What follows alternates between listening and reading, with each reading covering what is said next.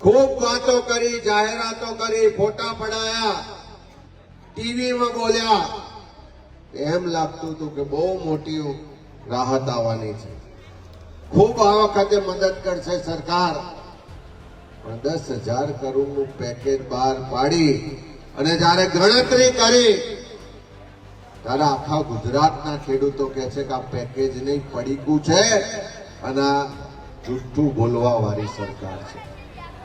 GeM અહીં કીધું પૂજાભાઈની audio clip સાંભળ્યા પછી ત્યાંથી કીધું કે આ ખોટી ના છે।